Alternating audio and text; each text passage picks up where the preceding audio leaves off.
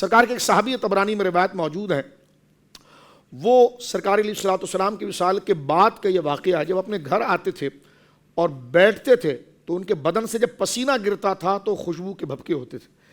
ان کی بیگمات 3 یا 4 تھیں.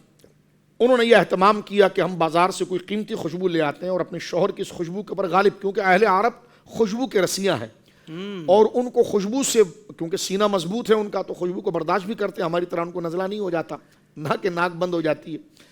تو گویا کہ ان کے نزدیک سب سے مرغوب اور محبوب چیز جو ہے وہ خوشبو ہے، کیونکہ نفیس طبیعت والے، جہاں جتنی نفاست ہے ویسا ان کا مزاج بھی ہے.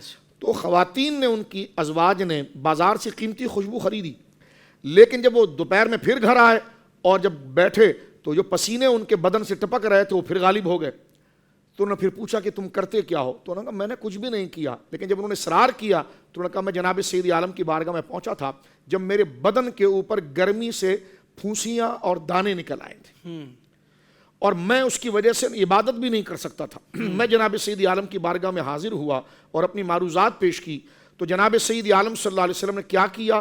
کیوں رضا مشکل سے ڈریے جب نبی مشکل کشا ہو. فرمایا کہ سب طبیبوں نے دے دیا ہے جواب، عیسیٰ اگر دوا نہ کرے. جناب سید عالم نے مجھ سے کہا کہ اپنے دونوں ہاتھوں کو پھیلاؤ.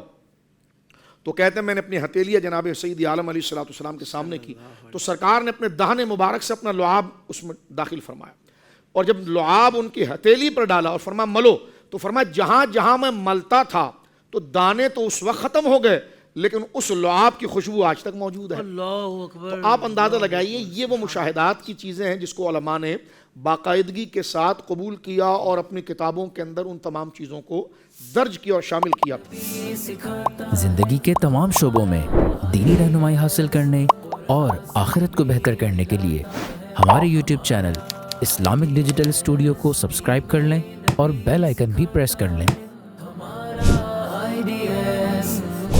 سے بھی ملاتا ہے ہمارا